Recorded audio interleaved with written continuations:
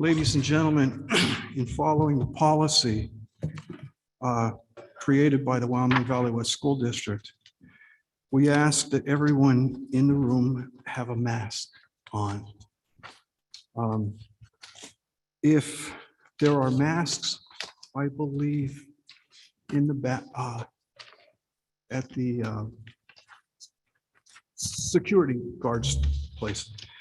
If you want to take a break really quick and go get one and put it on, that would be fine. If you don't put the mask on, we're going to take a 5-minute break. And then we'll come back. If everyone is still not masked, we'll postpone this meeting till a future date. Okay. Could you come up here so I can hear you? Okay. Okay, I just want to be able to hear. I just want to hear what you had to say. I didn't know. I'm sorry. Yeah, could I just make an objection to that? You could make an objection, but it's not going to make much of a difference. Well, you're actually abusing your power under the color of law, and you're actually in violation of a number of things. Can I read those to you by enforcing an unconstitutional and unlawful mandate? So the district has the right to require masks on its premises. It is asking everyone here to mask up, and the board has determined that if people are not wearing masks, they're going to postpone and they'll hold it via Zoom. Can you just So- pretend that we're at a basketball game or a wrestling match? So that is what the district has requested to be happening here at this meeting. They have the right to make that request. So at this point, This is an open public government meeting, which is protected by the Sunshine Law along with others. we're going to take a 5-minute break. We're going to step in the back. If when we come back out, the board doesn't see everyone masked up, they're going to postpone and we'll reschedule this for Zoom. You will be in violation of the 9th Amendment to the U.S. Constitution pursuant to statute 18 U.S.C. 241, conspiracy against rights, statute 18 U.S.C. 242, deprivation of rights under color of law, statute 42 U.S.C. 1983, civil action for deprivation of rights, Pennsylvania statute title 18, chapter 5301, official oppression. You are denying me and our children of their rights and freedoms by asserting power that has not been legally granted to you in your position as government officials. You will be at risk of losing sovereign immunity by taking that authority which is not granted to you. This willful misconduct of superseding the Constitution and legislating unlawful demands is immoral and illegal. We will not comply with your illegal rule, and we are breaking no laws.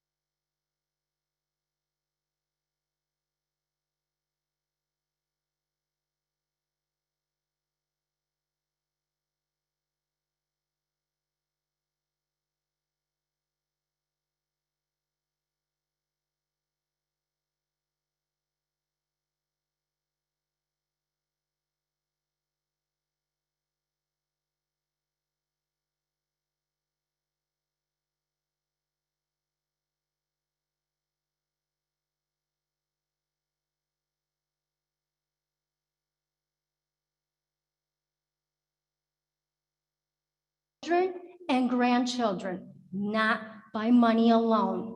They're taking their minds, their spirits, and their souls away from them. Let me read these information acts. The first few are just for basic needs, so they are aware of what's going on. The first one is I'm requesting a copy of all notarized oath of offices from all the people on the stage and Mr. Dicton. I am requesting the security bond of Mr. Dicton, the security of the certificate that he holds for the position that he is functioning in, copy of any materials, researches on which he bases his decisions other than the CDC website. I'm requesting from PA, ARP, ESSER state plans, ESSER 1, ESSER 2, and any applied Gear 1 and Gear 2 contracts, application, guidebooks, resources not mentioned in the guidebooks that were provided to the board. I'm requesting a copy of all final signatures on grants contracts that the school board has approved from all ESSER grants and all Gear grants. I am requesting and required on the page 68 of PAR ESSER state plan book, all quarterly reports with Wyoming Valley West that's submitted to the state, stating with the first quarter to the most recent quarter. They fill out a survey on all your students every quarter, and every month they get a stipend from the government. I am requesting and required from AARP ESSER state plan, page 9, 10, 11, 17, and 18, the breakdown of the groups that they put your children in filling out the quarterlies. How many students are in each group? One group is Black, one is Asian, one is white, one is low income. 17 groups. Use your imagination. I am requesting the report, check off the list of school requirements that needed to be filled, and what requirements are still in the making from grants, aids, guides, sources, state provided, required. I'm giving you your FOAs on everything that I want from the grants that you will sign for.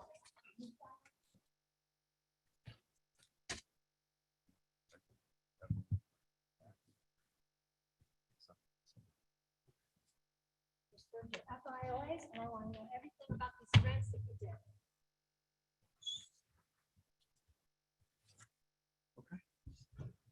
All right, thank you very much.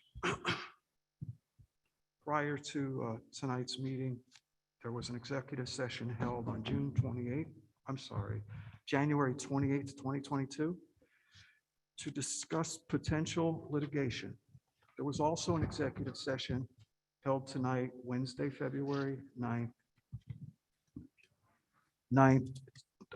2022, prior to our regular meeting, to discuss personnel. Just give me 1 second.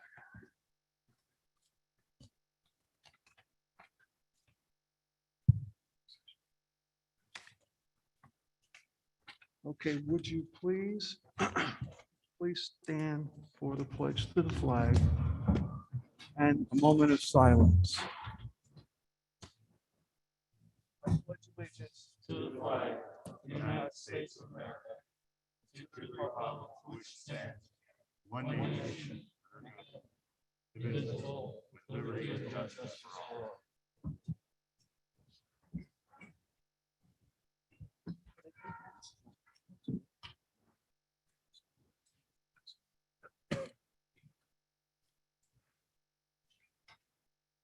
Yes, would you please put your mask on? Yes. Thank you. Above your nose.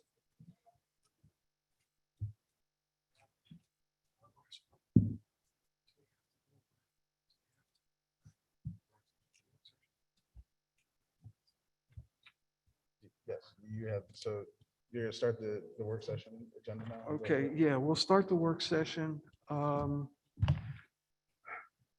Board information, there are monthly reports. There are bid specs on the table someplace here for review for art supplies and industrials. I'm sorry, and industrial supplies. Pardon me? Okay, better? Let's see.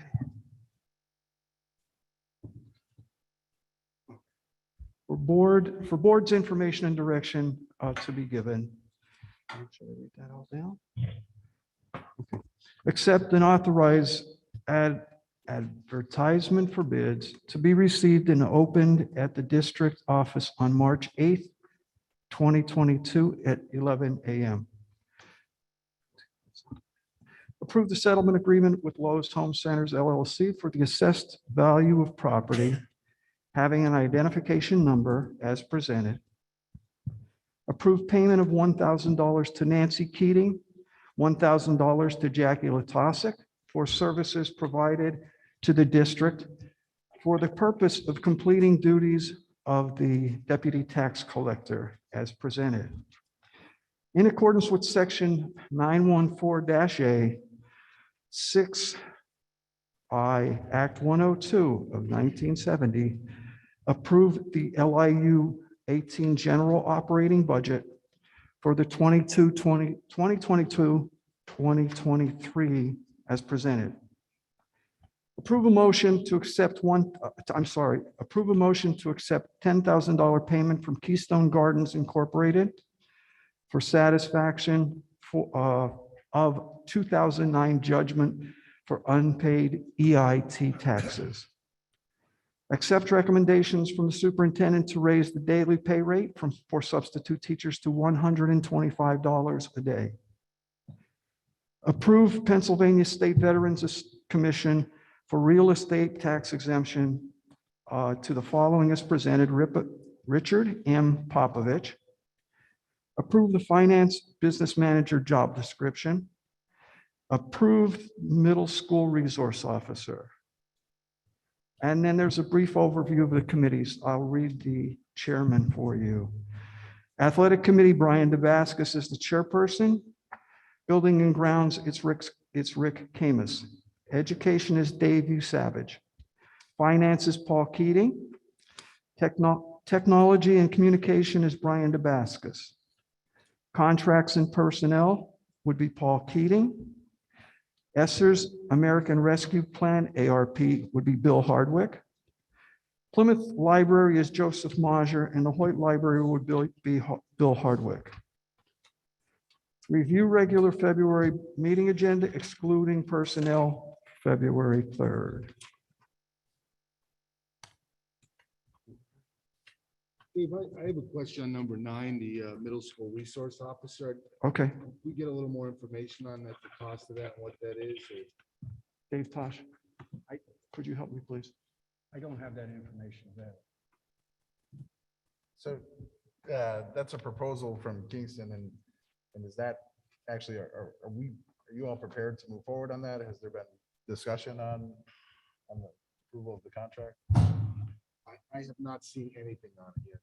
It's not in the, I mean, the information was not here, nor did I see an email. Maybe I missed it, but I don't know cost or what or anything like that. Mr. DeBascus, this afternoon, Mr. Tosh circulated an email stating that the detectives agency that currently works for the district is paid $24 an hour here at the middle school, $23 an hour at all elementary schools. And based on his email, I looked at the numbers on my own, and along with the days off on the school calendar, I highlighted those. There are 7 Act 80 days. I'm coming up with the district paying the agency $31,878 here at the middle school, $30,751 at Chester Street, $30,751 at the remaining schools, because they're the same hours that the security agency is assigned. So these numbers may deviate ever so slightly based on flexible education days or anything else that may come up, but based on the 182-day school year and the Act 80 days, which are the half days, it looks like we're paying the Curley agency $154,882 at this time. But do we have, what schools do we have them in? Are they in all the schools full time? They're not, but in Mr. Tosh's email also, it stated that Larksville Borough for 21 and 22 is paid $57,685. Plymouth Borough, 53,224. And then in a spreadsheet, I want to be open. I prepared the spreadsheet with the Kingston rates. If an officer was hired with single tier benefits, it would be $57,612 for the first year. That's $72,600 or $72.67 less. And something I think, Brian, that's very important, and I'll give these to Mrs. Wood. These are the calls.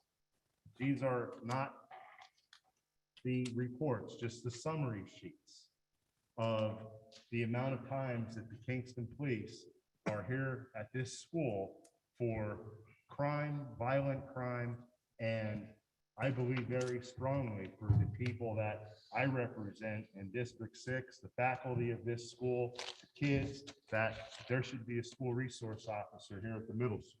And I'll give these to Mrs. Wood. May I see those, please? Oh, nobody disagrees with that. I guess the problem is right now we do have a contract with Curly to provide a service. So are you suggesting we end that contract and start an immediate contract with? I think, my conversations with Mr. Tosh on this, the recommendation has been for the beginning of the next school year, because the town of Kingston, the municipality, would clearly have to hire an officer to bring onto the ranks for this. There's time involved with that. But, my point this evening being that, I don't disagree with school resource officers in any of our schools, but when you look at the amount of times that the police are required to be at this middle school, there is a clear demand for a school resource officer here. And when the cost is $72.67 less in the first year, if it's someone with single I don't think you're benefits. using the right numbers. Lou, do you have the numbers of what we paid Curly last year or an No, not agency with me, for no. this? And all I'm saying is that if based on Mr. Tosh's email, that there's an officer, a security guard at the school here from 7 to 3:15. Right, And 1 elementary, year. 8:30 to 4:30. That's the math for 182 school days. And I even backed it down some for the Act 80 days. So Yeah, but I don't think we have them at every school in Kingston. We have them here and how many? See, Paul, again, I'm not arguing about the need for a resource officer. according to his email only, he has to tell us I don't that. have that. Can you pull up that email? The email had 2 schools, here and another school. No, It didn't have every The school. resource officers that we have through Curly, Third, Skylar, Chester, Dana, and the middle school there. So, and if that's correct based on those hours, it's $154,000 a year to the Curly agency for the So how would we be able to do that with 1 police officer then? Or would it be more?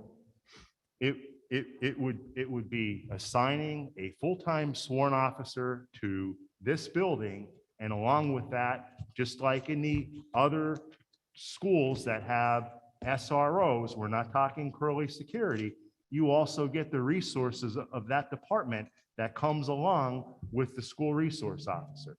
And this is something that I've been advocating for over 10 years for Wyoming, for this school right here to have a school resource officer. And I think it's very important. And those summary sheets that I provided to Mrs. Wood don't lie. That's 8 calls, Mr. Paul, in a month. That's pretty sad for a middle school. Thank you for putting that together. I encourage this. I think it's a necessity. I think it's very important that our children need to come to school and feel safe and secure inside our walls. We've talked about this, and from having been the former middle school principal here, and I will tell you, when Mrs. Troy was the principal, when Mr. Bonds had been the principal, I will tell you, the administrators and teachers do a great job. I want to make sure that that's understood. But when you do put 1,200 students in the building, especially coming off of a pandemic where they were in isolation, it's difficult.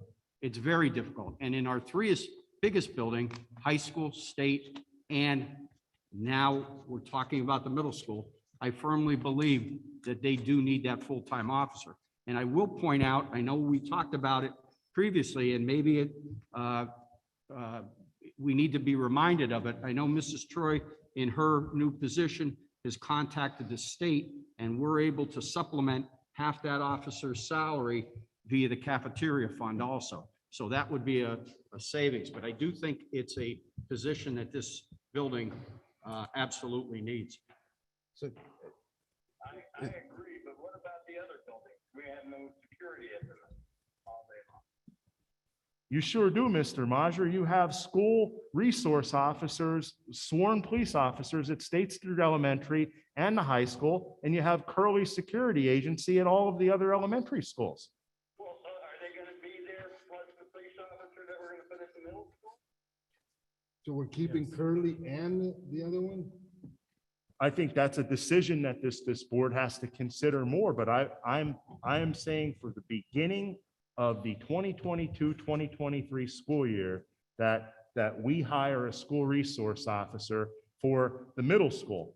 And if you can tell me that there's a greater need for a full-time officer, and I fully support, by the way, the officer being at State Street, but based on what I just gave to you, if you could tell me there's a greater demand for a full-time officer in a school at State Street versus what goes on here, please do so now. There's no question we need, I mean, it's, as we talk about every month about how do we, you know, are we gonna keep our existing service? I mean, it's a huge, obviously, if we're gonna keep the Curly here, this is an additional 70,000 plus, which I don't even know what the number is because we don't have a proposal in front of us, nor is it in the book. How are we gonna pay for that 70,000+? I mean, we have to add that to the budget. So I would recommend again, Paul, I'm not against it, I'm for it, but we need to understand how that's gonna fit in the budget. And as of this moment right now, I don't have anything in front of me that says I could even vote on it. You're already paying $62,000 between the middle school and Chester Street to the Curley Security Agency. Again, we don't know that. You came up with numbers based on good estimates, right? But we don't know that. I just want to get the It information. came out on the email today from Mr. Tosh, so I just took the numbers that he gave us this afternoon. You just said, Paul, that you estimated this, took this. I mean, yeah, you may be exactly right, but I don't have anything in front of me. And that's why I'm prepared tonight to ask that for the next school year. Yeah, but- I'm sure everybody wasn't informed about the whole thing until later today. Mr. Majer, in all due respect, it was in the agenda package that came out and was delivered to our homes last week. Yeah, but we had no figures or anything to go with it. All we had was middle school resource officer. That's all it says on my agenda. I asked Mr. Tosh for those figures. You should have done the same. I did. Mr. Keating, There can I was ask a there question? was no breakdown, Paul. There was an hourly rate. I mean, you could go through and estimate, but I don't know what we paid you. I mean, Right, but listen, I agree with you 1,000%. We need a police officer in this building, 1,000%. But right now we're paying as maybe as much as 150,000 to an agency to have security here. We're going to add another 70 plus onto that. How are we going to pay for it? No, That's- we have between now and the end of the school year to void that portion of the contract for this school and to put a full-time police officer in it, which again is clearly justified by the amount of calls that are generated at this school. I would agree that we need to research and estimate, if, you know, to put that, but to hire somebody right now and agree to a number, a dollar amount that we're going to pay for that, I don't know how we can, there's nothing that I have other than estimates Well, on how to do it. I wasn't around. Can you tell me how it was calculated for Larksville and Plymouth? Larksville, and Plymouth, it was bid out. They were given a package to provide us a cost to provide that service to the school. So we have contracts with both of those, and they gave us a cost. And like you're saying, it's 50 or whatever thousand. And it's based off of their collective bargaining agreement. So the Kingston proposal is based off of the Kingston But it's, collective. I don't think it's based on a full-time off, and it may be, I don't know. exactly. It is. Not for 100% full-time officer. It That's is, the it is, rate? it is a full-time sworn police officer. Yes, it is. Okay, not to continue, but do you think we could put this? Ma'am, there'll be public comment at the meeting. At this point, it's the work session and Yep. you'll have the ability to comment at the public That's- meeting. That's why, is that, Paul, is that okay with you? If we put that on the agenda for the next meeting? If that's what you like. As a, Well, I would just like to see the numbers. I agree with you 1000%. We need an officer at this building. But before we do anything, we have to figure out what we're paying now exactly. And I don't disagree with your estimate, but maybe higher, maybe lower, you know, and that's all. And then we need a proposal from what the number is that Kingston's gonna charge. Because I remember the last time we got it was like 90-some thousand. Actually, I mean, I gave the numbers to the superintendent and the solicitor last week. So why everybody doesn't have them, I don't know, but That's a I great mean- question. How come, why don't we have? I got the contract on Monday. So just so you're all aware, but I think, Paul, the question is you're talking about this is gonna start on in the 2022, 2023. school Correct. year. And Kingston's gonna need time to hire and go through the process to. if to fill the gap. if the board agrees with that, And- Lawrence, and- yes. And so I guess the question is will Kingston still have enough time to hire if we waited until next month? So that some of the board members who feel that they don't have enough information could see some of that information? Yes. And would you be open to, just having this withdrawn for today with the idea that it's on the next board meeting and they have the contract and. to review? As long as, I mean, I want an assurance that this is going to be on the next agenda and that in the interim, Absolutely, there are numbers absolutely. and that we discuss this. I agree. Absolutely. Okay. All right, it's time for the regular monthly meeting of the Wyoming Valley West School Board. Joined, Dave, I'm sorry. we let the chairman report. Oh. Committee reports. I'm sorry, I'm looking up two sheets here. So wants to give a committee report on the work session.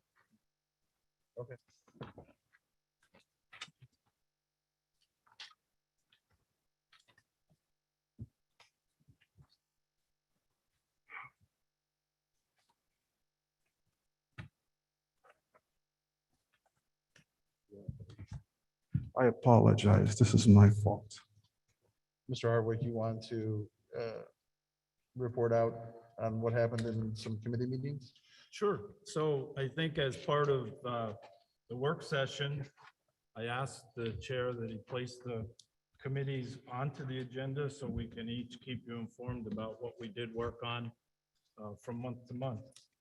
So with regard to the ESSERS, the American Rescue Act Plan, I chair that committee. The committee is myself, Rick Camus, and Paul Keating, Dave Tosh, and then Dave has staff attend as relevant to the meeting and what we're talking about at that point.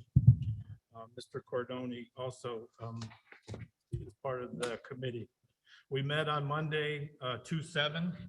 That was the first time the group officially got together. We reviewed the ESSERS requirements. There are three ESSERS, ESSERS 1, ESSERS 2, and ESSERS 3. ESSERS 1 is complete. The total dollar figure that was aligned and provided to the district was $1,512,000. That money was used and expensed. ESSERS 2 is in process. That total is $7,393,577. To this point, the district has used $1,502,000, a little more in change. There's a balance remaining, and that is being worked on approximately 3,500,000 will be, is being allocated for the schools for repairs and improvements for indoor air quality, heating and ventilation, air conditioning systems, filtration, and purification in the buildings. And then finally, ESSERS 3, the third part of the grant, or I should say the funding, the total is $11.9 million that will be awarded. We're in the process of filing all the paperwork. The paperwork's due at the end of the month. Again, this is what our committee focused on last Monday, and I don't see any problem in us achieving the deadlines for meeting the filing requirements. If there's no questions, that concludes my report. Thank you. Are there any other reports? Just from the athletic committee that, I don't know if the word is out that our longtime baseball coach, Coach Miles has retired, hung his cleats up for the last time. So we'll be actively looking for taking applications to replace, fill his shoes. And hopefully because baseball is coming up very soon. I think technically March 1st is the first date around there for practice. So we're in the process of looking for a replacement.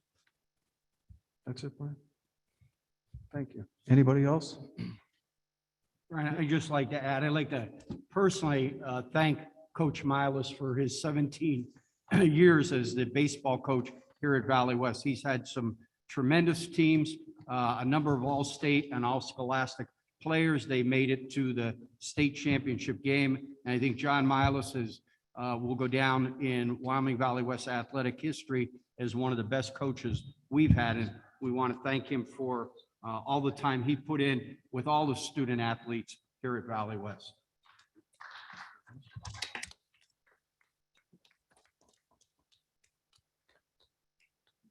Okay, Mr. Paul? Mr. Yasavage, I was requested by you to prepare a position description. Yes.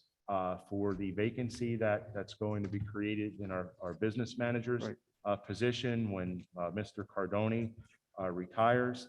That was emailed to the board last week. If there are any questions on that, I would gladly take them.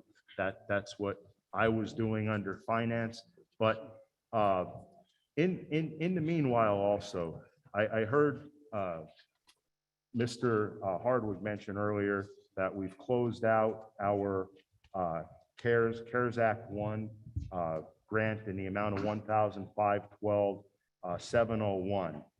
Our budget for this year has an appropriation for $1,819,137, actually the 2021 budget for that, and another $550,749 for this year, which totals $2.3 million, or an overstatement in the revenue appropriation of $857,185.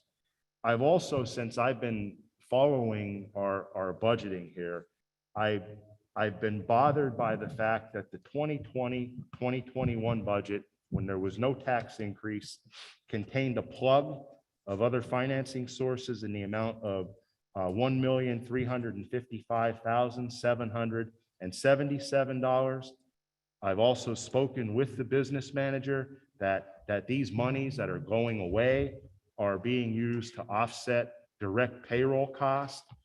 I was here during the summer when this budget was changed and we removed our deficit and plugged this budget up with substantial amounts of CARES Act money. And, you know, we're talking about whether or not we have money to hire a school resource officer. We're talking about renovations and building projects. And we really don't have a handle on our baseline finances here in this district. And I firmly believe, and I hope I'm proven wrong, that our deficit is much greater than 1.1 million as it's reported in this budget. And I'm also concerned that max index tax increases are going to be required just to make payroll, let alone all these other things that we're talking about. And since we're at this time going to bring in a new business manager at some point, hopefully this spring, to train and transition with the outgoing business manager. And we have so many new board members here. I think it's a good time to have the Auditor General look at the history and performance of this district for the past 5 years, and to do a comprehensive overview for us, to tell us as new board members, incoming business manager, exactly what's being handed off to us. And I'd like to see this motion put on the table this evening to request the services of the Auditor General to come in and do a comprehensive 5-year analysis of our finances. I would like to second that. Absolutely put on the agenda, please. I agree. I make a motion. Second. Well, hold on. We're in a work So, session.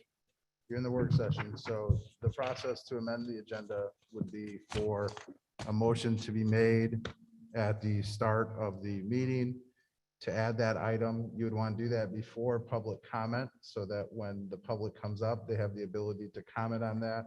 Correct. And if the motion carries, the agenda would be amended. And then when you vote to approve, you'd be voting to approve items on the amended agenda, just so everyone's aware. Would that also include the Auditor General go over all our contracts for the past 5 to 7 years? Well, so the Auditor General's office is an outside entity. We have no control over what they will or will not perform. What I would see the motion as, and Mr. Keating, you can correct me if this is what you're not, if this is different than what you're asking for, is it would be a request to the Auditor General to come in and take a look, and you can add items, but ultimately the Auditor General would determine what, if any, service they would conduct or provide. And so you can have the motion to say an audit of your books. You can have the motion to include contracts. You would have to just lay out what it is you would be asking them to do. Thank you. But ultimately, we can't commit that the Auditor General would do anything. It's just that we would make the request and see what they would come back with. Thank you. Mr. Keating, I would say that maybe the wording would be a full and extensive audit. That is correct, Mr. A full and extensive 5-year audit. Of the budget and our state and federal funding subsidies also. Yes. If you just give me a moment so I can write something out and ask if this is what Sure. you all want. Certainly.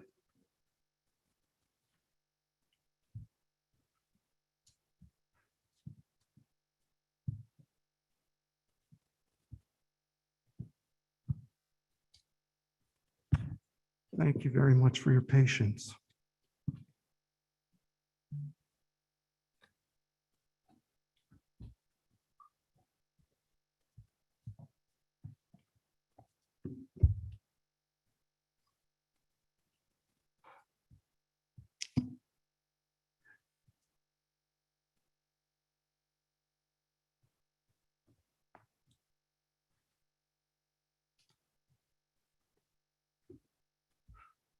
So, Mr. Keating, is this what you're asking for? A motion to request the Auditor General conduct a full and extensive audit of all books, contracts, and transactions of the district for the last 5 years?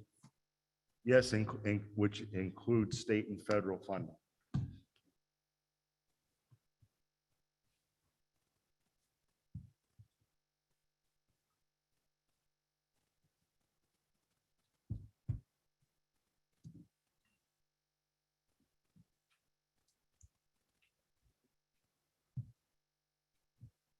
Let me read it back to you one more time. So a motion to request the Auditor General conduct a full and extensive audit of all books, contracts, and transactions, which includes state and financial funding of the district for the last 5 years. Yes. Okay? So when the meeting starts and we get to that stage, I can read this motion for you, and then you would just make the motion and someone would have to second.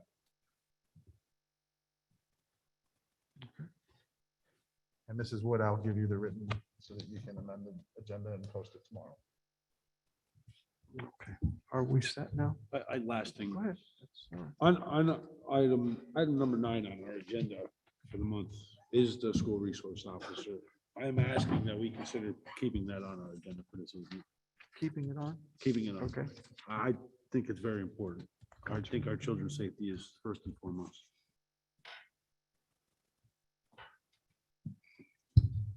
If we'd be able to call that to a vote. Well, so from a procedural standpoint, since Brian has asked that it be tabled, what would happen is Brian would make that motion. If it is seconded, then there'd be a vote on whether or not to table the item. If the vote fails, and then no tabling occurs, and the item would be on the agenda for approval by the board. Okay. You don't have to do a motion to add it back on. Brian would have to make a motion to table the item. Thank you for the clarity. All right. Anybody else? All right, let's go back to the top. What, I'm sorry. You just announced that concludes the work session. Now you're starting. Okay.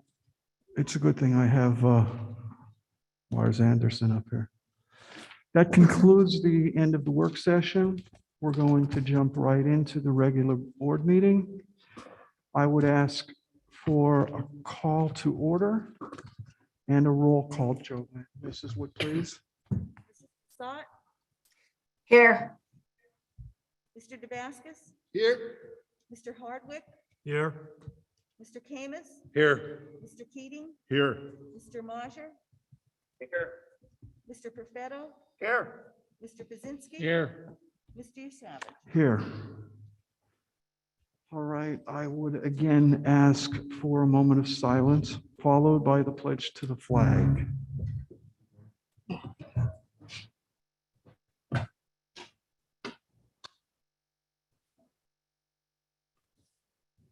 Pledge allegiance to the flag of the United States of America and to the republic, one nation, under God, indivisible, with liberty and justice. justice for all.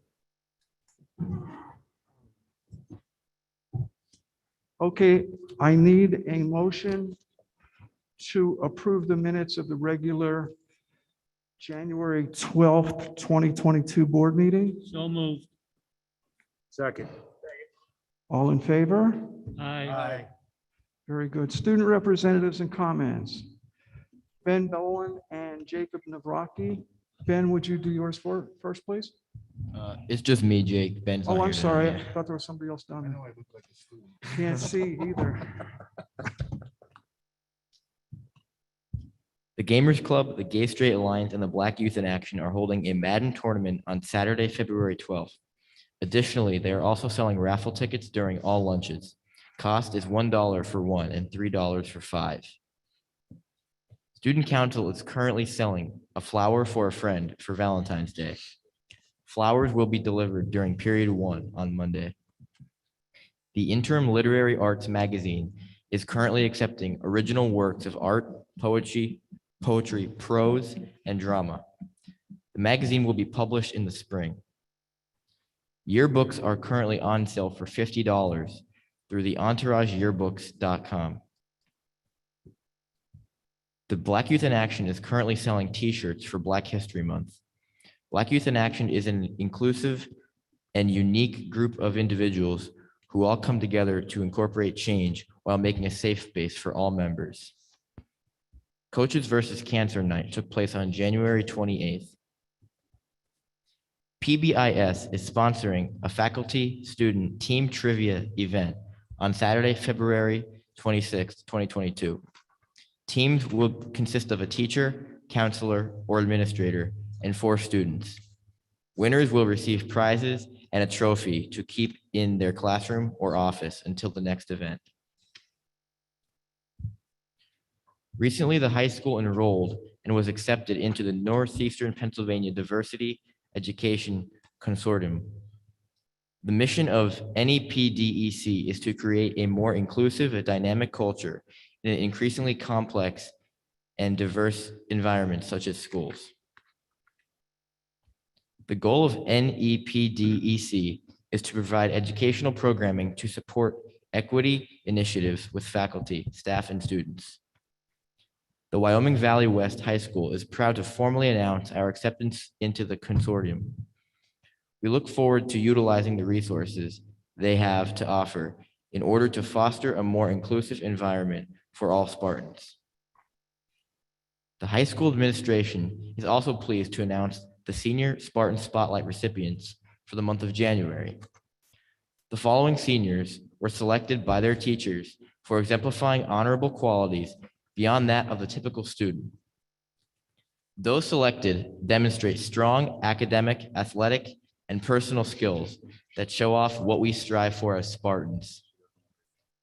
In addition to receiving a certificate, recipients will have their bios and accomplishments posted on the high school website and sent to the newspapers for recognition. The following are the esteemed Spartan Spotlight selections: Samantha Chirinka, Robert Kachinko, Jonathan Lance, and Alexander Zera. On behalf of Mr. Schultes, Mrs. Crossan, Mr. Amos, and the entire Wyoming Valley West community, congratulations on this impressive accomplishment. Senior lady Spartan basketball standout Brandy Varner has recently committed to Wilkes University to pursue her academic and athletic goals. A signing with Brandy's family, coaches, and the Wyoming Valley West administration was recently held at the high school. Congratulations to Brandy and her family on this exciting step. Tomorrow, Thursday, February 10th, State Representative Aaron Coffer will visit the high school as the latest honoree of the Spartan Success Story Initiative. Representative Coffer will speak to all high school students to explain how his time at Wyoming Valley West led him to his eventual career and personal success. Each marking period, a new Wyoming Valley West graduate is selected to address the students as a way of helping to promote school pride and a sense of optimism for personal student goals. Lastly, working with Ms. Troy, the district's director of federal programming, members of the high school student council have begun participating in the newly minted Scholars Program. Scholars stands for Students Creating Honest and Outstanding Leadership Amongst Readers. The program allows high school students time to visit the Wyoming Valley West elementary schools and to read and bond with Title I students. The hope is to help form a love for reading while learning from the older students. While still in its infancy, the program is off to a great start.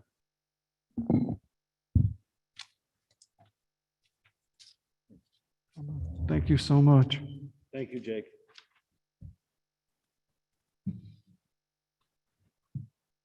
Okay, now the superintendent's comments.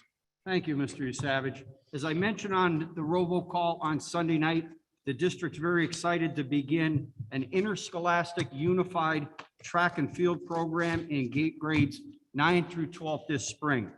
The unified track and field team is co-ed, fully inclusive program that can have a minimum of 12 and a maximum of 40 participants who are in grades 9 through 12. Students commit to attending all after-school practices and competitions for a full season, just like other interscholastic sports team members. Students receiving services from the school district until age of 21 are also eligible. The track and field program is a Special Olympics unified and is fully inclusive co-ed program which uses sports and youth leadership to successfully facilitate social inclusion and improve school climate. Students with intellectual disabilities, autism, and other disabilities come together as equal peers with students without disabilities to demonstrate and promote the values of acceptance, teamwork, and empowerment for all. We will have a coach or coaches by this Friday. And on this Sunday night's robocall, I hope to announce a date and time for an informational meeting for those who are interested. On the middle school level, 12 middle school mathletes will virtually compete in a local annual math counts competition under the direction of Dr. Oliveira and Miss Fry. I would also like to take this opportunity to recognize gentleman over to my left, Mr. Jake Schultes, who is currently the high school principal. Mr. Schultes has accepted another position, administrative position in another district. We thank Mr. Schultes for his 17 years of service, and we wish him well.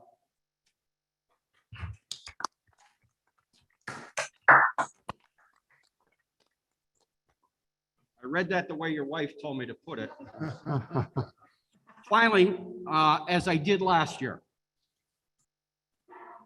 I'd like to thank a number of groups of people who are allowing this school district to continue during this terrible education altering pandemic, to allow us in-person direct instruction, which we all know is critical and vital to the education of our children. Our school board, our administrators, our teachers, the central office staff, the secretaries, the clerks, the aides, the PCAs, our nurses, our cafeteria workers, our custodians, our cleaning staff, our bus drivers, and a handful of substitute teachers that we have. All of you are doing an amazing job trying to get through this terrible time, and you do your jobs in a professional manner. We can't say thank you enough. And I would be remiss if I didn't also give a shout out to our healthcare workers out there. Thank you for all you're doing on a daily and hourly basis. Thank you, Mr. Savage. Thank you, Mr. Tosh. So at this time, Mr. Savage, there's going to be some amendments to the agenda or potential amendments. So why don't we take them in the order that they came up? Okay. So Brian, are you requesting a motion to table general recommended action number 9, the approval of the middle school resource officer? For the record, I am 100% in favor of putting that on the agenda. However, I just cannot vote on it today without having any financial information on it at all. So yes, I'm making a motion to table it until next week, and I guarantee it'll be on the agenda. But we just got to know financially what it is. I have no idea. Okay. So is there a second to Brian's? Second. Okay. Mr. Brzezinski had the second. You want to call roll? Call? Sure. On the question? Sure. Yeah, you're right, Mr. Hardwick.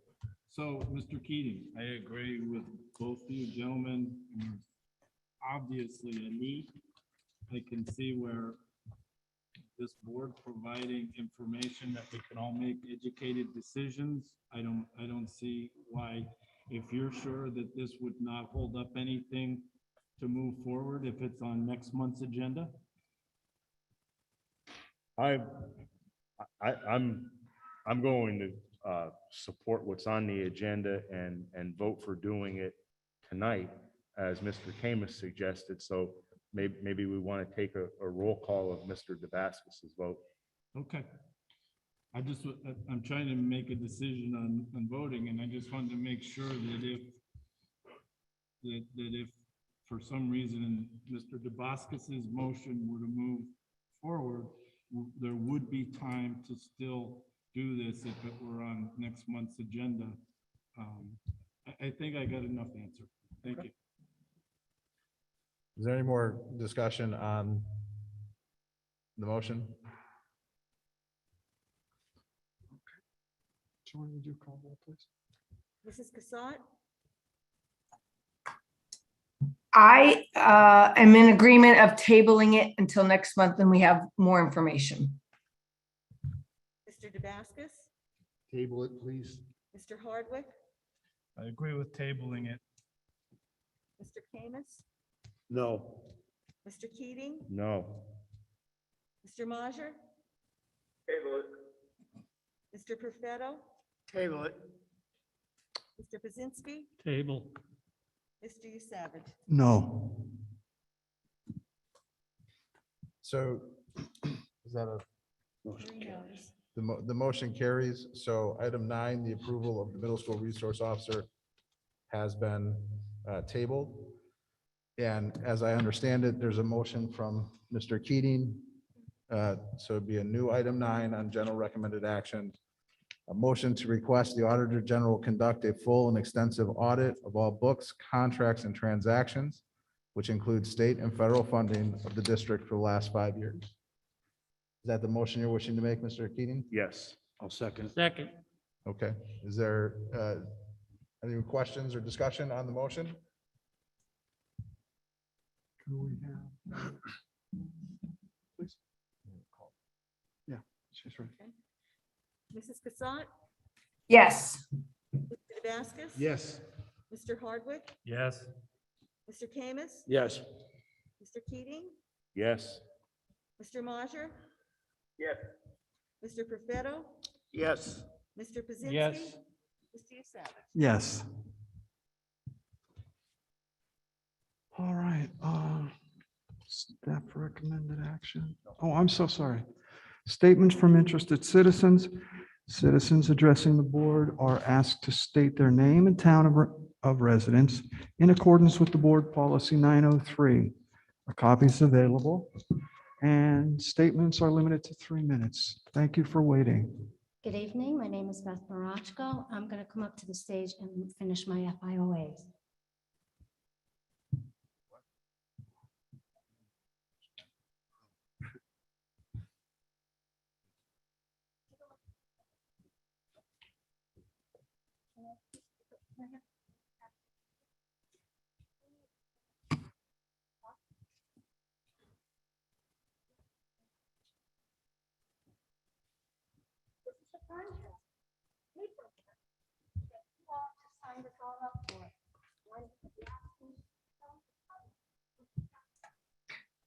We can't hear her. She needs to go to the podium.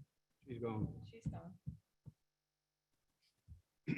While you were on your little dismissive act, I started reading them because most of it was just paperwork.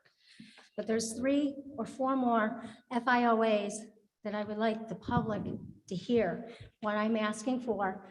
And that way you folks know that I know, and the public will know what you signed us up for. Because if you have read this, it took me 4 days to read it because I had to walk away from it because it's dirt. It is dirt. And I'm disgusted that if you read this and you accepted these grants, you're not human. The first, one of the FIOAs is from this contract. Inside, there was a link to it. The title of the link is Safer Schools, Campus's Best Practice Clearinghouse. It's okay, I'll click on it.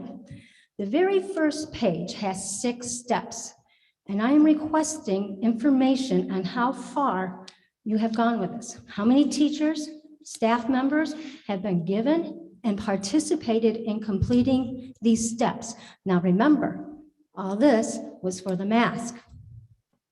What I'm going to read you has nothing to do with a mask. Step 1, set up a COVID-19 vaccination clinic at your school. These are steps you have to complete to get the grants. Partner up with a COVID-19 vaccinated related activity in your community.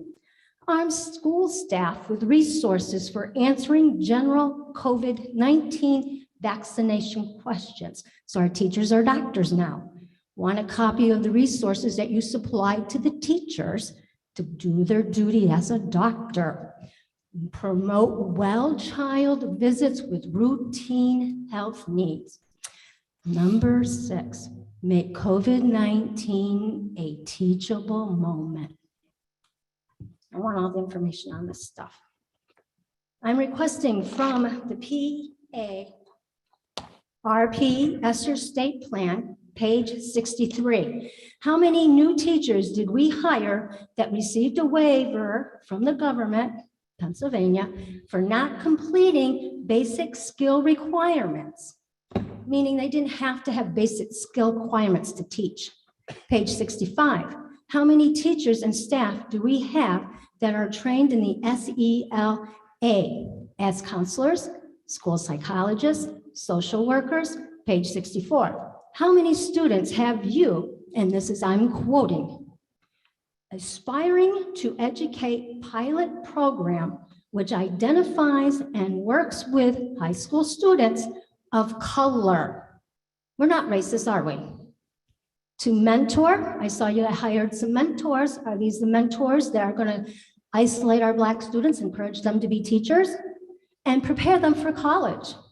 I want a list of all the new state certifications that were listed in here and which of our teachers have accomplished those certificates and how they did it and the resources that they were used to get them. My last FIOA that I haven't read to the public, but they needed to know this. When I went into this and I printed up the guide that was a sub-guide, the Safer School Project, when I went in there, there was a video. The video is recommended by the teachers, the staff of Wyoming Valley West. If I read the title, when I read the title, you will understand completely why I'm agitated. Strategies to support SEL. Needs of students impacted by COVID-19. Here we go. And the demand for racial justice. The demand for racial justice, are we that low in society that we are racist? And this is what you're having your teachers, your staff, everybody watch. Then we wonder why we're having problems in our buildings, because you're promoting safe zones and you're not instituting discipline. You're not having in schools. One of the sentences in this program, make a safe and healthy environment with no suspensions or in-school suspensions, but give them a safe place. We don't have to discipline them when they kick a bathroom stall door or when they punch a kid or they hit. We're going to give them a safe place. Ridiculous. Public needed to know you signed for this. And if you don't do what this says, you don't get the money. And you have to report this quarterly to get your monthly stipend. And I've already have an FOA, I want those reports.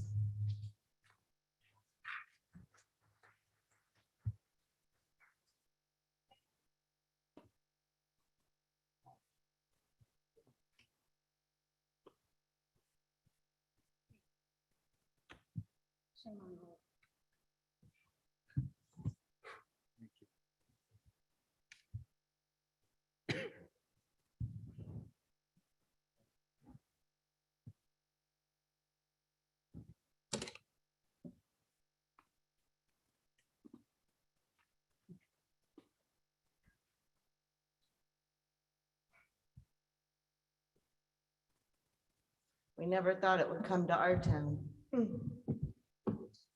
Okay, What's your name, please? Desiree, Town of residence? Swarsville. Thank you. I don't know how you approved the minutes from January. You missed a whole part. Citizens' comments. All the citizens that commented last month still didn't get a reply this month.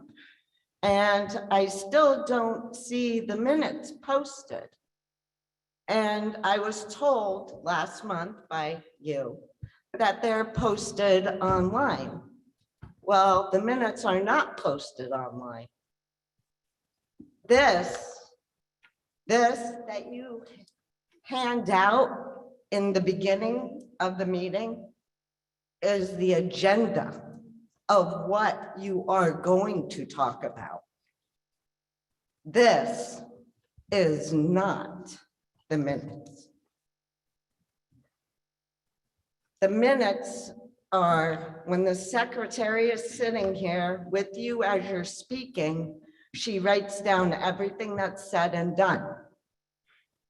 And then those minutes are transcribed and they are posted. So every month that we, as the parents and taxpayers, have been here commenting and you telling us, oh, you can't talk, no, you can't, we're the board. And we can't say anything and we never get an answer. So what Beth said in the very beginning, that you never reach out to the parents. When the parents have a question, you never answer it. You can't even write up minutes. This is unlawful. And we wonder why our kids are lazy when they come home. You guys can't even do minutes properly. This is not minutes. This is the agenda. So I'll ask again. So where are the minutes posted? They are posted online after they're approved a month later. They do not need to be posted out before the meeting because they're not accurate. They aren't online. They are online. No. this is the Okay, so- agenda. That is what is posted. So we addressed you last month, but you didn't like our answer. So there's nothing I No, can do you about didn't that. address me. You said that you would get back to me this month. Don't make up things. And everybody that was here last month is here now. You said you would look into it. Don't lie. Ma'am, who are you talking to? He was talking. Well, I don't know. Everybody's wearing a mask, whoever's saying it. You were looking that way. So we are legally required for the sunshine law to post our agenda. And our agenda That's is what we say. posted well before 24 hours before our meeting. And it's Sunshine Act also to post the minutes. The minutes is not the agenda. The minutes are posted after they are approved from the previous month. Where? Okay, they're not. Where? They are posted on our website. Show me. You have a tablet there. So ma'am, your 3 minutes has expired. Is there any additional things that you would like to say? There'll be another right to know act. Joanne.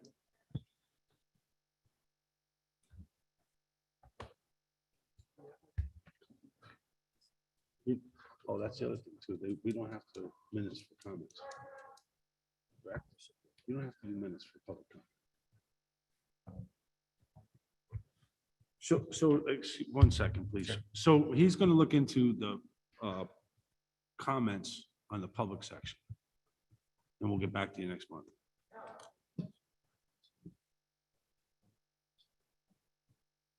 Thank you. You're welcome. Good evening, Wyoming Valley West board members, administrators, fellow parents, and community members. My name is James Baldwin. I'm from West Wyoming, and I have a child in the school district. I have a couple questions this evening. I'm hoping someone would be able to answer them. Is it standard procedure for all board members to read all of the obligations of a grant before you submit them? Would somebody be able to tell me if that's part of your obligations as board members to read a grant before you submit it? I mean, I'll answer. I mean, I don't read all the grant submittals. Well, submit it to who? That's right. That would be my question. Who were you looking to submit it to? Any grants that need board approval. So I read personally, Janet, if I may, I read the overview of the grant and what we're applying for and what the dollars and cents are. And I overlook what the scope of work is or what the scope is for. I don't read the direct submittals and the criteria. That's for your administration to do. Okay, so that would be Mr. Tosh. Mr. Tosh or whoever he designates to write that specific item. Okay, thank you. I want to ask the question if I guess you or the board has a thorough understanding of all of the obligations under the ESSER grant, specifically the third grant that is going to be applied for. Could you say that one more time, please? Yes. Does this board have a thorough understanding of the requirements of the school district for the ESSER 3 grant that's going to be applied for? Speaking for myself, I do. Okay. Fairly well. I mean, yeah, I'm very confident. Okay, I appreciate that. The reason I'm asking is I have taken some time to read over the ESSER grant, and I have not in its entirety. But there was something that was in it that was a little concerning to me, and I'm sure other parents would agree. But specifically, there was a link in the ESSER grant for people applying for the grant to review. And one of the things, there's a video, it's called Strategies to Support SEL, Needs of Students Impacted by COVID-19 and Social Justice. Did you have an opportunity to view that video? Okay. No, So I definitely did not. It's not part of the requirement of that, actually, the way I understand it. Okay, so there's a lot of stuff in this ESSER grant specifically to try to, and I'm not downplaying the impacts of COVID-19 on our children. We all know that COVID-19 has an impact on our children, but there's a large push for social emotional learning. Assuming you've gathered that as well. In that video, it talks about children learning in different ways, and they were trying to explain how SEL will help address how children learn in different ways. They need to learn how to cope with, we'll say it's COVID-19 or the after effects of COVID-19. But there was something that was mentioned early in the video where it explains how under SEL, young children may respond better to touch. Specifically, a young child may do better, with the back massage. So that is pretty concerning to me, and I'm sure all parents would feel the same. So I guess I just want to ask the question, if this board would commit that even under this grant, and even if it's under the name of SEL, under no circumstances will teachers be allowed to touch our children in the name of social emotional learning, even if it is recommending that, a child may do better if they get a back massage. I think it should be standard procedure that would never happen, but I just wanted to address that. That's not going to happen. If you need me to go through some of the mental health pieces, Jim, that we're, as a result of kids being in isolation for so long, and then all of a sudden coming back. One of our guidance counselors I asked to come tonight, she's done some amazing things on the elementary level, but we're looking at some of the things like managing goals, managing your emotion, showing empathy, trying to empower kids to be part of the community, have a positive impact. So what you just described, obviously, we would never go down that road. But Maylon Nicholson is a guidance counselor here in this district. She's doing some amazing things, as well as the other guidance counselors are. And at some point, if you would like, I would ask her to come up just to talk a little bit about some of the great things that they're doing along those lines. I appreciate that, Mr. Tosh, and I completely believe that the school board would do its best to try to do what's in the best interest of the children. It's just I, as a concerned parent, would want to make sure that under any grant that we would not do something that is harmful to our children under an obligation from a federal grant. I mean, it's a little concerning that under the COVID-19 rescue plan, under this CARES Act, and under these ESSER grants, that there's been things completely unrelated to COVID-19 also pushed in with this grant. So I think I would just want to know that our students aren't going to be bound to something that is probably not in their best interest or may not be in their best interest. I appreciate your time. Thank you. Thank you.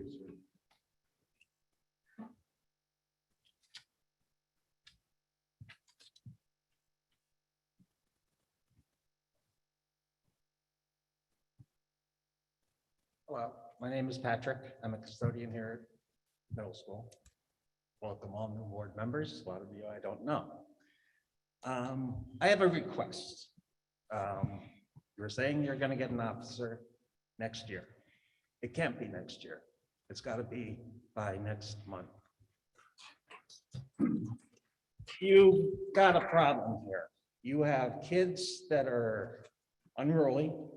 They will push you out of the way to go punch somebody. You've got to explain to them that there's rules. And the rules are, we don't act up, for one thing. We treat each other like human beings. If you fight in the school, you're out. That's it. You're done.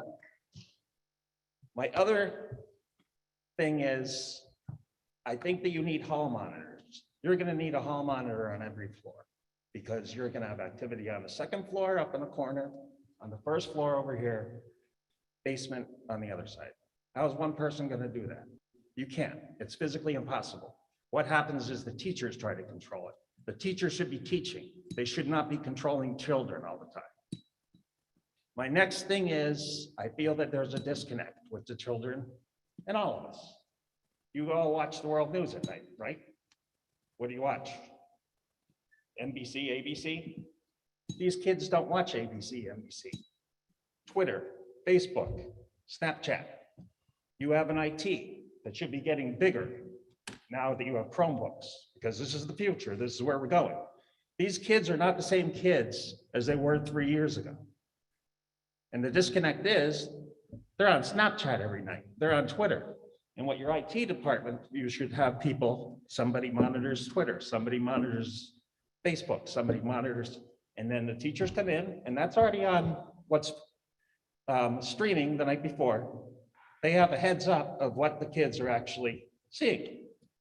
Right now, they have no communication. Maybe I can go there. Pat, let me just say this. With our Chromebooks, we have a filter on it.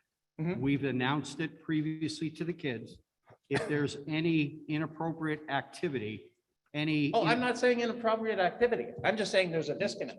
Right, I'm just You know what I'm saying, saying? we have that monitored. I just want to make sure I'm Right. clear on it. So, I mean, what, But I'm wondering if there's a way that the teachers could have a heads up of what's going on Snapchat the night before. Well- Is there gonna be, let's fill the toilets up with toilet paper day, you know, which goes on. And I think there's ways to try and prevent it before it happens. Right. Communication, maybe I should go there. But that's all I got for you. I hope that you can really get a resource officer and some hall monitors, and you can turn this around. I know we can. These kids aren't bad kids, but they're starting to be empowered. Let me go there, okay? And the more that they become empowered, the more they're taking over, and they are taking over. I hate to say that, but they are. But that's all I have, and I hope that we can do it and do it quick. Thank you. Thanks, Patrick.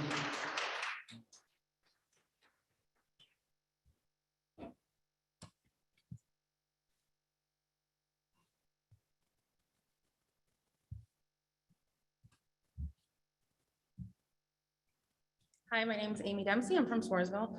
And I really just am kind of supporting what he just said. But I also think it's a lot, we do a lot of stuff for kindness.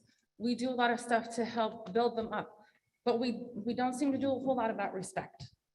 A lot of that comes from home. I would never, I get that people are angry about things, masks and whatever, but I was always taught to respect people in authority. I don't know any of you personally. Doesn't matter if I do. I would never come up and speak to you in such a way that some people did tonight. And that's what my voice is shaky because I'm shocked. I would never do that myself. I was not raised that way. I would not allow my children to be that way. I think we need to have a little bit more support for the teachers to be able to teach respect, dress appropriately, have respect for yourself. I know that the dress code was loosened because of COVID. I get that. I get that. But kids come in half shirts. But is that the biggest problem? Is a half shirt? It's not, I know, but that takes up so much time. Maybe we should go back to a uniform. Somebody will probably kill me for that, but respect for yourself. I have family that work in the district. They tell me all the time that the kids that say, you know, F you, and nobody even bats an eye. My children don't go to the bathroom. I have a child in elementary school, middle school, and high school. They don't go to the bathroom all day because bad things happen in the bathroom. People get beat up, people vape. I'm not blaming you by any stretch, but I think more respect for yourself and for each other, and let people know that there's consequences. You can't just do. And I think using COVID as an excuse, COVID stinks. It has ruined a lot of things. It has taken a lot away from us. It's taken a lot away from our children, but it also doesn't give you a free pass to be a jerk. You know, so you've been in your house for 2 years. Everybody has been in their house for 2 years. It doesn't mean you get to be a jerk to everybody. So I think more support for the principals, more support for the teachers. I don't know what the answer is. The Prosper program, I've done it twice. I will do it again for my youngest. It's an awesome program. I'm not somebody who needs to be in the program. I pay attention to every part of my kids' lives. Maybe they have something, maybe if somebody's in school suspension, they have something they have to do with their parent. Make the parent be involved, because if the parent's not involved, the kid's never gonna change. They're probably just acting out because nobody cares about them at home. I worked in the district once. I know you're not supposed to hug the kids. Sometimes I was the only person that hugged them all day. So guess what? Bring it in. You need a hug. I was here.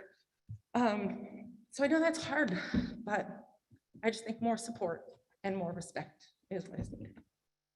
Thank you very much. Thank you. Thank you, Amy. Mr. Chairman, if I may direct, her name was Desiree. So with the help of, so if you go on the district website, you go to district. So then you would go to, if you go on our website, it's under district, then you go under school board, and then you click on the docs to the left. There's our minutes right there. I just wanted to clarify. Are they minutes or are they the superintendent's letter? They're the minutes. The minutes are Yeah. on, so it has public comments?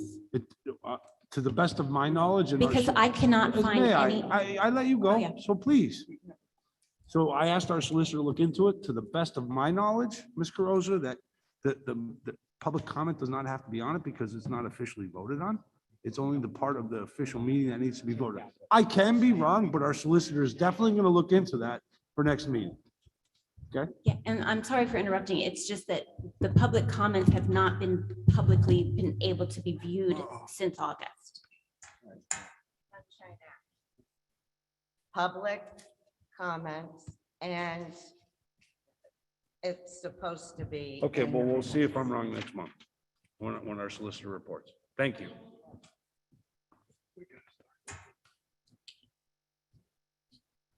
Okay, Amy Carosa, I live in 44. I'm a parent and a taxpayer of the school district. I'm attending this open public government meeting, which is protected by the Sunshine Law, along with others. I'm here to petition and redress my government with my grievances. I'm completely within my rights not to comply with your unconstitutional demands, and I rise in civil protest against the school board. There is no law that mandates masks. There's no policy this board can write that can supersede law, the PA state constitution, and the Constitution of the United States of America. Before you took office, you swore an oath to uphold the state constitution and the Constitution of the United States. By threatening to remove me or arrest me or giving me a citation for not wearing a mask, you are abusing your power under the color of law, and you will be in violation of the following.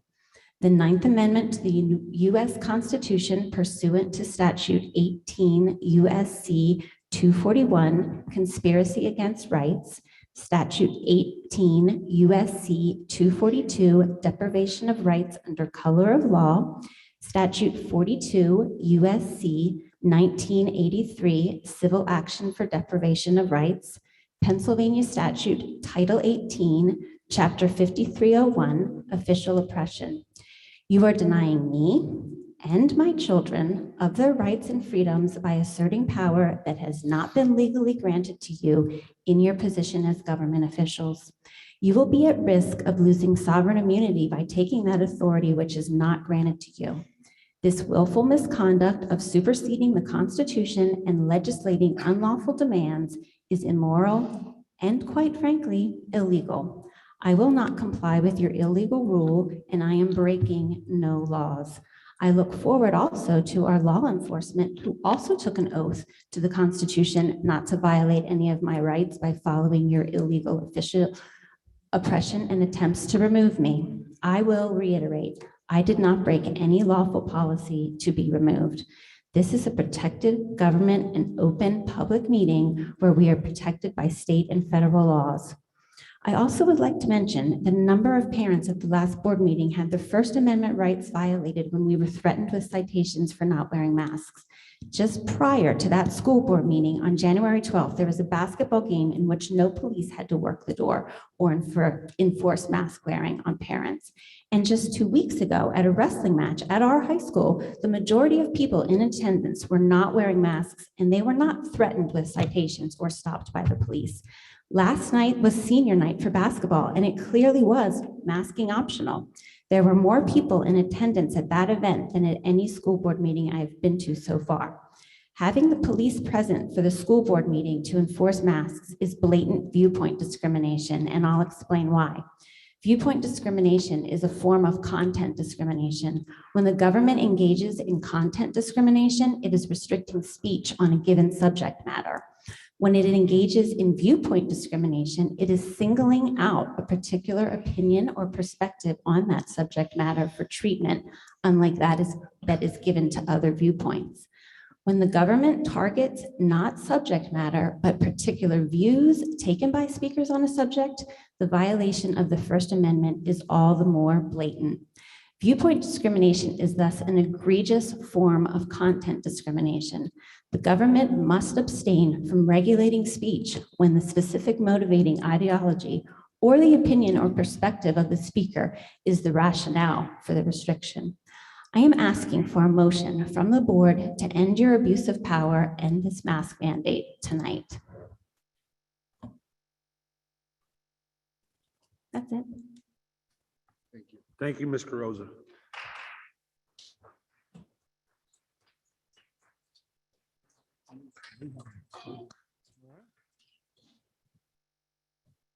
We're breaking on more laws. Oh, I'm sorry. Is there any additional public comment? Dave, you asked them to keep the mask on, please. Folks, if you can please put your mask back on for the duration of the meeting. Sure. Mr. Dickton, would you be able to get her a replacement mask, please? She said she lost hers.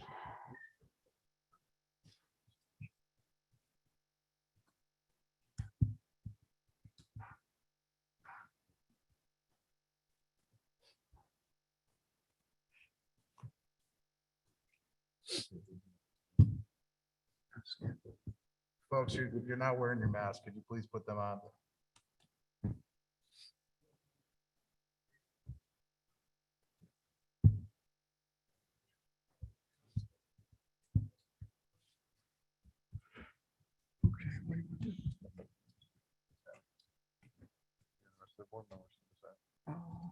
Rick, what do you want to do? If they don't want to comply, I say we end the meeting. Okay. It's my opinion. Okay.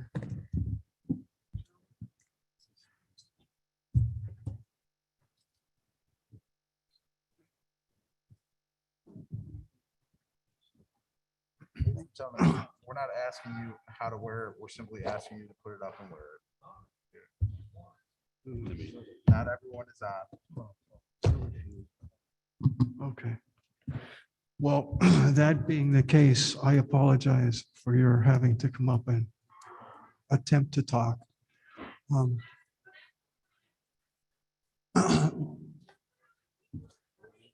But we're going. Folks, please do not direct comments at each other. This is not what this is about. Thank you. Okay, so apparently. It appears as if they've all put their masks on. Thank you, folks. Thank you. Wonderful. Thank you. Sir. Okay, thank you. My name is Rob Craig, 44, Pennsylvania. Let me just start off by saying that I am absolutely in agreement that we do need some type of law enforcement officer here, resource officer. You know, I absolutely agree with what Patrick said. Hearing some of the things that my kids say, both my boys go here to middle school, 6th grade and 8th grade. It's appalling what's going on here at times. And I mean, my son was here in the study hall when, you know, a couple people were chasing some random kid through the aisleways. But with that being said, it very much concerned me that there was this item brought up. It seemed out of nowhere to have this resource officer put here where we had to go and enter into some type of contract with Kingston to have this officer here, and it had to be done tonight. As a board member, you should be very concerned about that. Let me just say that Kingston does not do anything that is not in Kingston's best interest. I say that because having sat on 44's council for 11 years, I saw what happened with the fire department contract that 44 is in with Kingston. I have nothing against the fine individuals of that department or the services that they provide. However, 44 is getting screwed financially in that deal. Rick can With all due respect, Rob, I disagree. Okay, well, and that's fine, but so 44 pays for roughly 20% of the officers in that department and gets none of the billing revenue kicked back to them to offset their costs, unlike Kingston Borough. So all I'm saying is, and thank you, Brian, for, saying, hey, let's pump the brakes on this. Let's see where we're going. Because be very careful into entering into any kind of long-term contracts with Kingston without going and looking at all of the ramifications of it. Are there any grants that, Kingston Borough might be eligible for putting a school officer in, for putting an officer in the schools? They get money kicked back to them. Is that money going to come back to you guys? Probably not. So just be very careful and make sure you look at all of your options before going into any kind of contract for policing services with Kingston. For instance, I'm a business owner. You never go with just one bid. You always have to look at what the options are. The county is right across the river. I'd be fairly certain that a sheriff's deputy gets paid a lot less than what a full-time police officer in Kingston does. Can they do the exact same job? Yeah, I think they would. Can other towns provide that service for the same fee? An officer from Pringle may very well be, might not cost the borough as much as an officer from Kingston would. So just please be careful before going and entering into any type of long-term contract with Kingston, because they don't do anything that's not in their own best interest. Thank you. Thank you, Mr. Craig. I would like to add to that, you know me long enough. I did my research and I'm fairly confident going forward with Kingston on behalf of 44 residents. Well, and Rick, I would defer to your judgment in that. I'm just saying from what I've seen with Kingston and the fire contract and how the borough is getting the short end of the stick on that, in my opinion. Absolutely. That I do not believe, I don't believe service-wise, yes, that's in the best interest of 44, but financially it's not. And I would hate to see the same thing happen to this board on a much larger scale potentially with the resource officers. Thank you, Rob, very much. All right, we reached, no, we haven't.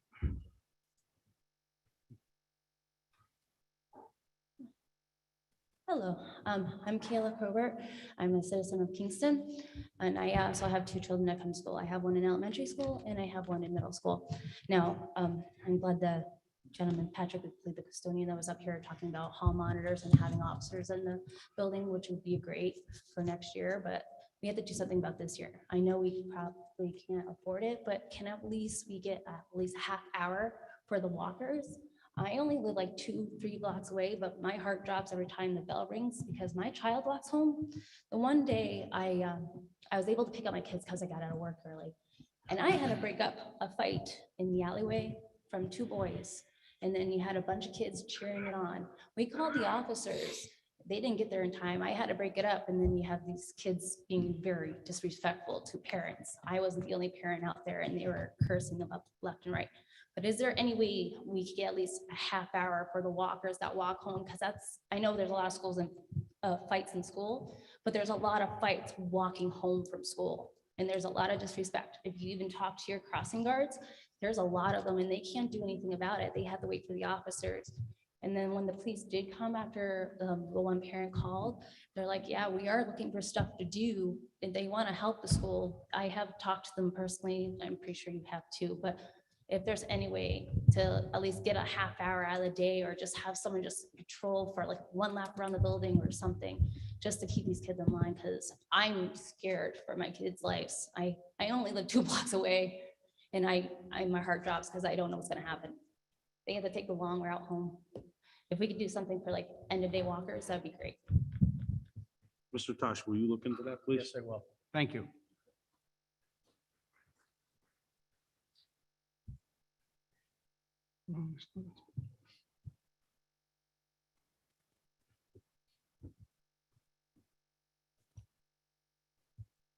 Good evening. My name is Amy Umford. I'm a Kingston resident.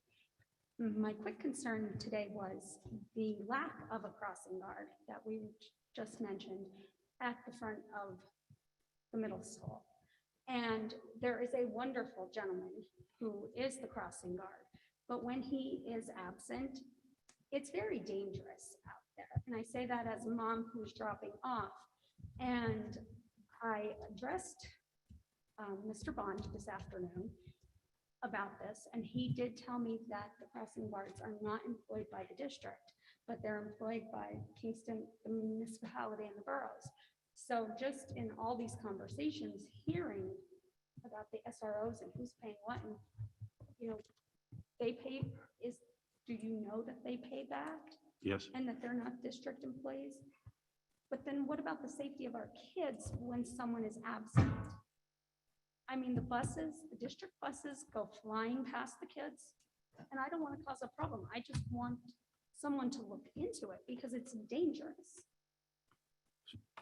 What's supposed to happen is the crossing guard is supposed to notify the borough that they didn't make it that day. And typically, I'm not sure every town, but I know Edwardsville, for example, will send their police up to wherever stopped that crossing guard was there. So maybe we just need to reinforce that policy with the borough to contact there. Yeah, that would be excellent, just because like it's dangerous. And Dave, can we I've take a actually note pulled to my do car that? out to stop traffic, to let groups of kids go across to ensure that they get here safe. I just don't want anybody hurt. And I We know, agree. like, it's Like hard to get everything, it's substitute hard- everything. I understand It's that. hard to find the crossing guards to even do it. Absolutely, absolutely, but So- it needs to. They are borough employees, and we reimburse the borough at, I think it's 60%.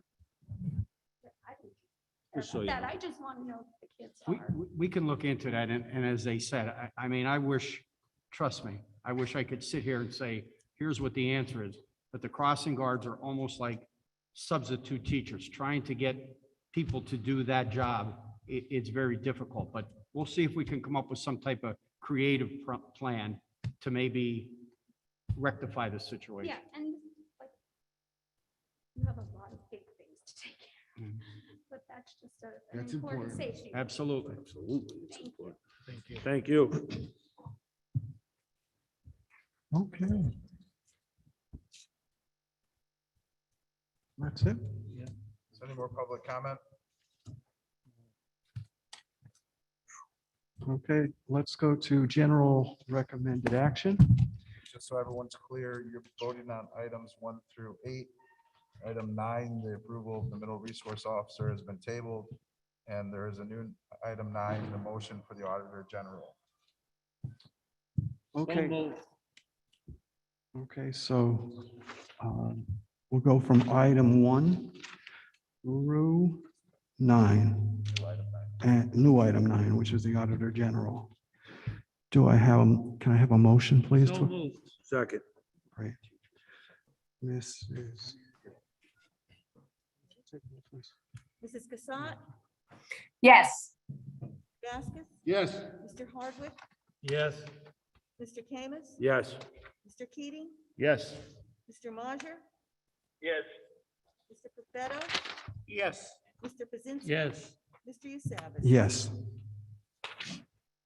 So for the next item, Mr. Savage informed me that you're gonna have a change in 14. Boys tennis varsity 9-12. That's gonna be TBA now. This individual is not in that position. Correct. That's correct. Okay, so we'll look at staff recommended action and items 1 through 13. Thank you, 13. 14. 14? 1 through 14, but there's a change to 14. You're not appointing a varsity boys tennis coach. Right. Okay, do I have a motion to accept? Second. I'm so sorry. That would be 1 through 18. And 18. would be- Yep. All right.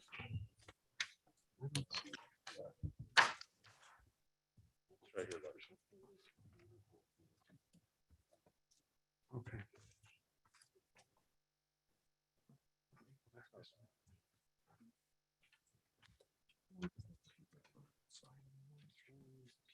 One through 3.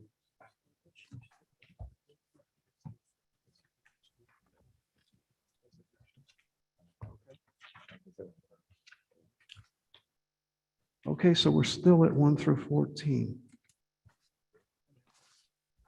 1 through 18. 1 through 8. Okay. Nope, okay. Okay, let me apologize for the 14th time tonight. Sorry, Dave. That's okay, Janet. That would be items 1 through 14, 18. I'm so sorry. Can I have a motion that will work, please? So moved. Second. Thank you. This is what you call the roll, please. Mrs. Cassatt, Yes. Mr. Damascus, Yes. Mr. Hardwick, Yes. Mr. Camus, Yes. Mr. Keating, Yes. Mr. Majer, Mr. Perfetto, Yes. Mr. Yes. Pazinski, Mr. Savage. Yes.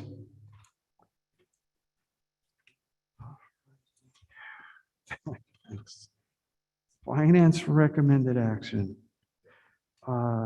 Accept and approve the following as presented. Bills for payment, finance manager's reports, and treasurer's reports. Can I have a motion, So please? moved. Second. All right, Joanne, would you give us the last one? Mrs. Cassatt, Yes. Mr. Damascus, Yes. Mr. Hardwick, Yes. Mr. Camus, Yes. Mr. Keating, Yes. Mr. Majer, Yes. Mr. Perfetto, Yes. Mr. Pazinski. Yes. Mr. Savage. Yes. All right, we're at board member comments. You know, Dave, I'd just like to say about our administration and staff. Whether people believe it or not, we try to, when we address punishment for these kids at this school, we take it to the fullest extent allowed by law. Unfortunately, especially in this area, our law, it doesn't give us a lot of authority. Hence the problem we're having with the Kingston at the stadium, at football games. We just don't have the authority to discipline as hard as some people want us to discipline. So we do the best we can and we follow the law, what we can do to make it safe. We need to be better, but we do have laws we have to follow. Thank you. Are there any other comments? Any other board comments? Well, to comment on Brian, yes, we appreciate all of the people that are in place and that have to work with all the hardships with the parents, the students, and we're trying to do the best that we can. And we definitely want to get a resource officer into the middle school. I just think we need to look at all of our options and do the right thing. And so hopefully next month we'll have an answer. Thank you, Janet. The next scheduled meeting will be, the work session will be March 9th, 2022 at 7 o'clock.